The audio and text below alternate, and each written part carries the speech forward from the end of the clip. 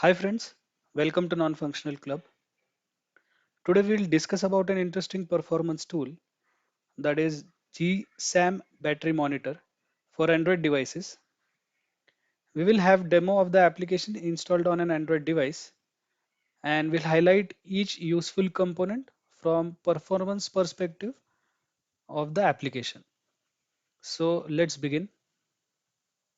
So to use the GSam Battery Monitor application, we will need to follow few steps as we need to grant permission for the application to collect the battery stored data. So currently, first step would be obviously to go to the Play Store and install the application that is GSam Battery Monitor.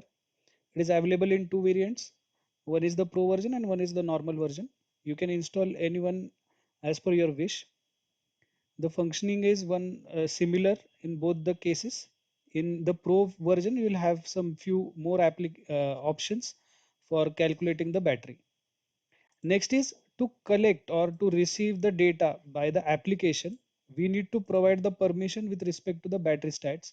Now we have already discussed about what is battery stats in detail in our playlist with respect to the battery historian tool. I've already added the URL or the link for those session in the description section. So please have a look into it to have more details. Secondly, if you want to actually test the performance of the application which is under test, first preference I would give it to battery historian because it will give you a very detailed explanation that you might have already seen in the previous sessions. Next, if you just want a high level overview of the data which has been used with respect to the wake locks and the CPU and network usage, you can definitely use the battery monitor application that is from GSAM. So here what we have to do, we have to connect the device to the PC which has ADB installed. Again, if you are not aware of ADB, we have a very good session around the ADB session with respect to downloading and installing the minimal ADB application set. Also, I have added the comments or I have added the link in the description section about the ADB session. Second, once you connect the device, you just need to run these two particular commands for the GSam battery application to actually collect the battery stats. And next, we have to give this particular permission with respect to the settings.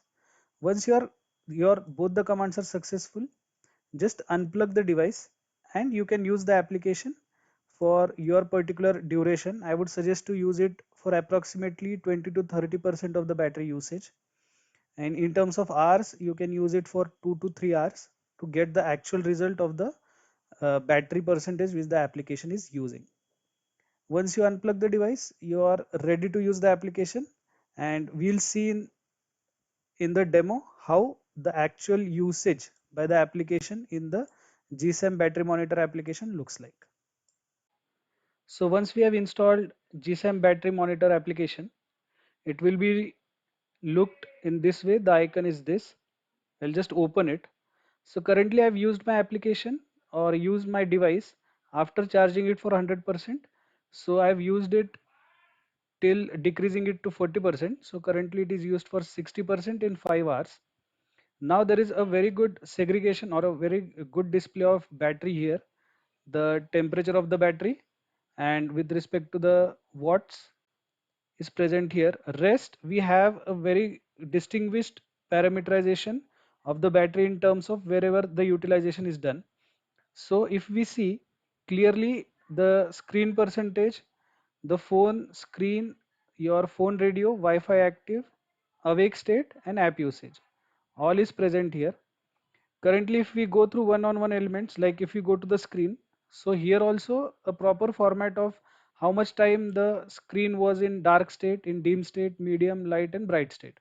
So bright means if your brightness is totally present, like if your brightness is set to full, then it will be saying as bright.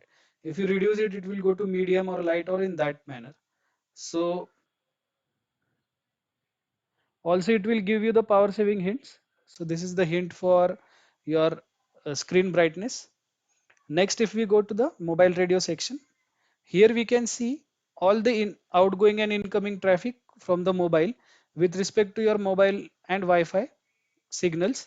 So here particularly all the sent data and the received data is present. So here 19 is the send data and 463 is the received data, out of which the total section is also present. So this is the proper segregation of the data which is used. And if we move to the next section, that is your Wi-Fi active state.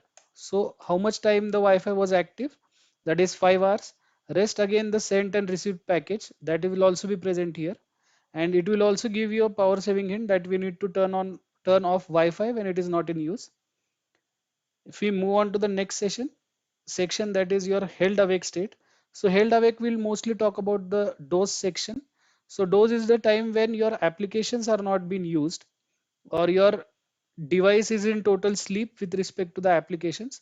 So if you want to read about this, you can Google about this. This is a very interesting topic. You can go through it. It is also providing the details with respect to the dose time when it was in light state and when it was in deep dose state.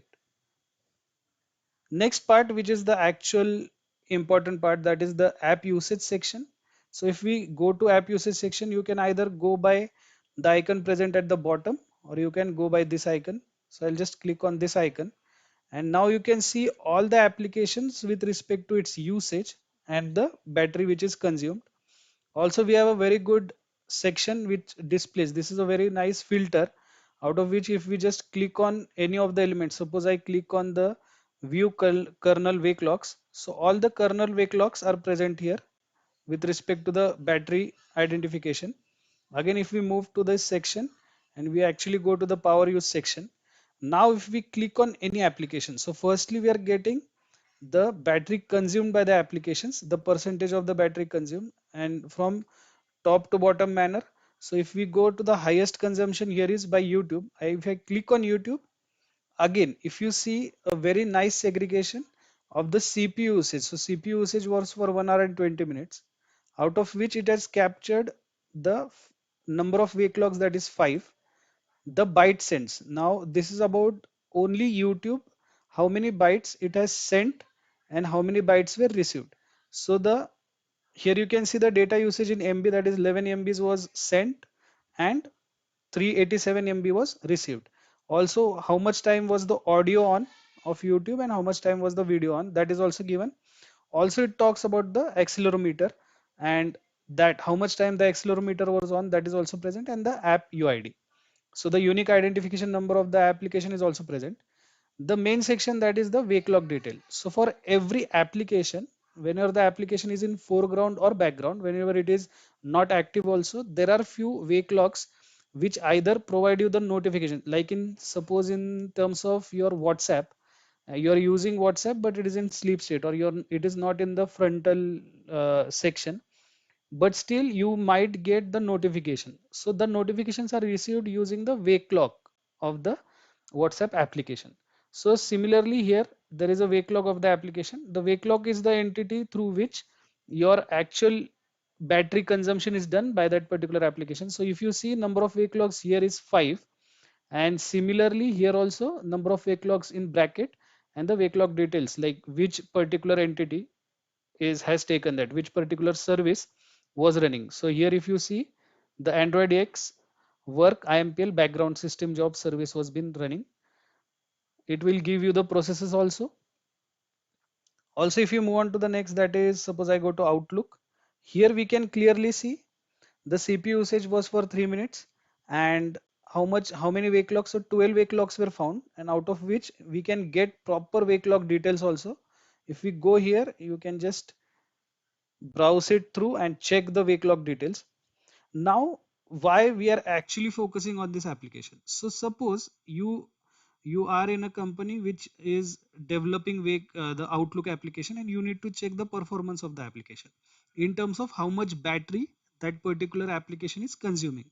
So this particular application will be very much fruitful, because if I actually use Outlook for say time span of my battery being utilized for 60%, so I had charged it for 100%, then I have used it to be minimized to 40%. So the actual usage was for 4 to 5 hours, and now I need to check how much battery was used by that particular application and what all are the wake logs through which my battery was actually consumed.